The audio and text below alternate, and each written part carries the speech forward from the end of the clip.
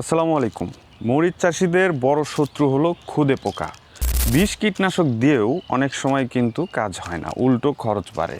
কিন্তু আপনি কি জানেন মাত্র এই 3টি ফাঁদ ব্যবহার করে মরিচ ক্ষেতের চেহারা বদলে দিতে পারেন? তো চলুন জেনে নিই বিস্তারিত যে এই 3টা কালারের স্টিকার অর্থাৎ ফাঁদগুলো কিভাবে কাজ করে এবং এগুলো আমাদের সবজি ক্ষেতে কেন ব্যবহার করব। তো দর্শক, আমরা মরিচ সহ অন্যান্য সবজি যারা চাষ করছি, আমরা কিন্তু জমিতে কীটনাশক ব্যবহার করছি, বালাইনাশকগুলো যে ব্যবহার করছি, এই বালাইনাশক ব্যবহার করছি কিন্তু দেখা যায় যে গাছের সিমডম দেখে আমরা কিন্তু পোকাগুলো দেখতে পারি না। আমাদের জমিতে কোন ধরনের পোকামাকড়ের উপস্থিতি আছে সেগুলো কিন্তু আমরা বুঝতে পারি না। এখন আপনি বলেন যে এইগুলো দিয়ে আসলে কাজ হবে না, এই ধরনের যদি ধারণা থেকে থাকে, আমি মনে করি যে এই ভিডিওটি আপনি একবার দেখবেন এবং ডিসিশন নেবেন যে এইটা আপনি ব্যবহার করবেন কি না। আমার মূলত হচ্ছে যে জমিতে যে আমরা কীটনাশকগুলো ব্যবহার করে থাকি, সেখানে কিন্তু আন্দাজে অনেক ধরনের কীটনাশক আমরা ব্যবহার করে থাকি। কোন পোকা আমার জমিতে আসতেছে, কোন পোকা নেই, সেটার জন্য ব্যবহার করতেছি। এতে দেখা যাচ্ছে যে আমাদের দ্বিগুণ পরিমাণের কিন্তু কীটনাশক খরচ হয়ে যাচ্ছে এবং পাশাপাশি আমাদের মানুষের শরীর, মাটি, গাছ সব কিছুই পরিবেশ কিন্তু বিষাক্ত হয়ে যাচ্ছে। তো আমরা জৈব কৃষি যেটাকে বলি, জৈব কৃষিরই একটা অংশ হচ্ছে কালার ফাঁদ। শুধু হলুদ ফাঁদ নয়, এই যে অনেক ধরনের, আপনারা জানেন কি না যে ব্ল্যাক কালারেরও কিন্তু স্টিকি ট্যাপ রয়েছে, বিভিন্ন ধরনের স্টিকি ট্যাপ রয়েছে, কমলা কালারের স্টিকি ট্যাপ রয়েছে। এটা হচ্ছে রিসার্চ করার জন্য অনেকেই ব্যবহার করে থাকে।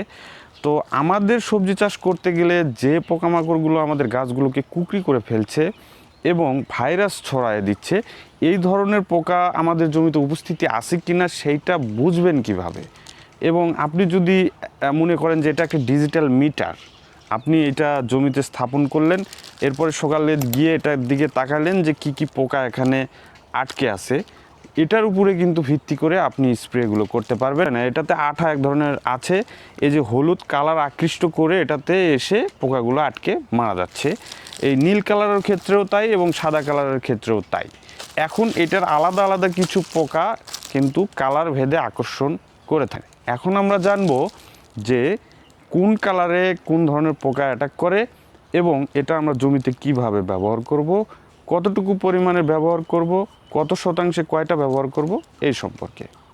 তো দর্শক, এই কালার ফাঁদগুলোর ভিতরে যদি আমরা প্রথমে হলুদ কাঠটার কথা বলি, যে এই হলুদ কাঠটা আমরা কেন ব্যবহার করব, মরিচ সহ অন্যান্য সবজি গাছের সবচাইতে বড় শত্রু হলো অ্যাফিডস অর্থাৎ জাপ পোকা বা হোয়াইট ফ্লাই, সাদামাছি। এরা কিন্তু কচি পাতার রস চুষে গাছকে ক্ষতিগ্রস্ত করে ফেলে।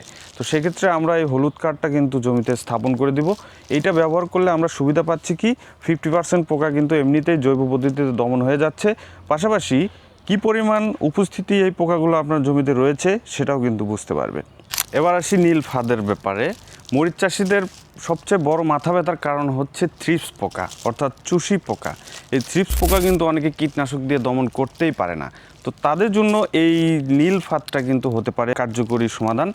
আপনার এই নীল কাঠটা যখন আপনার জমিতে ঝুলানো থাকবে, তখন কিন্তু পাতার বদলে থ্রিপস পোকাগুলো এই নীল ফাঁদটাতে আটকে যাবে। তখন কিন্তু ঔষধ ছাড়াই কিন্তু আপনি এই থ্রিপস পোকাটা দমন করতে পারবেন এবং আপনার মরিচ গাছকে কোঁকড়ানোর হাত থেকে রক্ষা করতে পারবেন। যাদের মরিচ গাছের পাতা নৌকার মতো উপর দিকে হয়ে যায়, কুকড়িয়ে যায়, তারা কিন্তু এই থ্রিপস পোকার আক্রান্ত ওই গাছগুলো। তো সেখান থেকে আপনার গাছকে বাঁচাতে হলে অবশ্যই নীল ট্যাপটি আপনার জমিতে স্থাপন করে দিন। তো এবার আসি হচ্ছে হোয়াইট স্টিকি ট্যাপ অর্থাৎ সাদা ট্যাপ। এই সাদা ট্যাপটা আমরা কিন্তু হলুদ এবং নীলের পাশাপাশি ব্যবহার করব এই কারণে, অনেক ধরনের উড়ন্ত ক্ষুদ্র ক্ষুদ্র শোষক পোকা রয়েছে যেগুলোর নামই আমরা কিন্তু জানি না। তো সেক্ষেত্রে সাদা ট্যাপটা কিন্তু অনেক কার্যকর। অনাকাঙ্ক্ষিত নাম না জানা অনেক ধরনের শোষক পোকা, উড়ন্ত পোকা রয়েছে, সেগুলো দমনে কিন্তু খুবই কার্যকরী এই সাদা ট্যাপটা। তো আমরা তাহলে হলুদ, নীল এবং সাদা এই 3টা ট্যাপ কিন্তু একত্রে একটা জমিতে স্থাপন করে দিলে আমাদের মোটামুটি 75% পোকা কিন্তু অটোমেটিকলি দমন হয়ে যাবে। এখন আমরা যদি এগুলো স্নাইপারের সাথে যুক্ত করে থাকি, যে অর্থাৎ যে আপনি যদি মানে রাইফেল সেট আপ করে রাখে যেরকমভাবে, এগুলো কিন্তু এক ধরনের রাইফেল আপনার জমিতে যখন এগুলো থাকবে, তখন কিন্তু পোকা অটোমেটিকলি এসে সেটাকে ট্যাপে ফেলে দিবে। তো এই জন্য আমি আপনাদেরকে বলবো যে আপনারা যারা সবজি চাষ করতেছেন, মরিচ, বেগুন, এবং অন্যান্য যে কোনো সবজি চাষের ক্ষেত্রে এই 3টা ট্যাপ কিন্তু আপনি আপনার জমিতে ব্যবহার করতে পারেন। তো এখন আমরা জানবো, চলুন এটা কত শতাংশে কয় পিস ট্যাপ ব্যবহার করবেন এবং কিভাবে ব্যবহার করবেন। এখন আমরা আসি এটা কি পরিমাণ আমরা জমিতে ব্যবহার করব। অনেকে হয়তো বা এটা প্রশ্ন এতক্ষণে আপনার মনে এসে গেছে যে কত টাকা খরচ পড়তে পারে 1 বিঘা জমির জন্য। তো এটা কিন্তু খুব একটা পরিমাণ টাকা খরচ হবে না। এটা 1 বিঘা জমিতে আপনি যখন স্প্রে করতে যান, 2টা স্প্রে করার যে খরচটা তার চেয়েও কম কিন্তু এই ইয়েলো কার্ডের খরচ পড়বে। তো আমরা 33% আমাদের 1 বিঘা হিসাব ধরি, সেখানে আমরা 30টা কার্ড ব্যবহার করব, প্রত্যেক কালারের 10টা করে, অর্থাৎ 3% আমরা 3 কালারের 3টা কার্ড লাগিয়ে দিব, অর্থাৎ 1 বিঘার জন্য 30টা কার্ড। এই 30টা কার্ড আমরা কিন্তু জমিতে স্থাপন করে দিলে এটা মোটামুটি আপনাকে 2 মাস কিন্তু ব্যাকআপ দেবে। 2 মাস, এর ভিতরে ঝড় হোক বৃষ্টি হোক কোনো ধরনের কোনো সমস্যা নাই। এই কার্ডগুলো যে আঠা আছে এটা কিন্তু ওয়াটারপ্রুফ, বৃষ্টি হলেও কোনো সমস্যা নাই।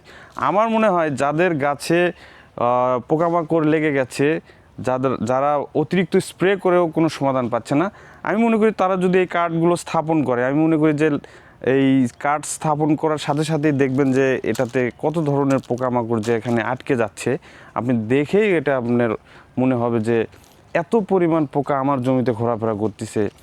তো আমি বলবো যে নিশ্চিন্তে আধুনিক পদ্ধতিতে জৈব উপকরণগুলো যুক্ত করে আমরা কিন্তু নিশ্চিন্তে ফসল চাষ করতে পারি।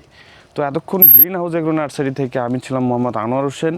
আশা করি ভালো থাকবেন, সুস্থ থাকবেন। পরবর্তীতে নতুন কোনো ইনফরমেশন নিয়ে আপনাদের সামনে হাজির হব। আল্লাহ হাফেজ।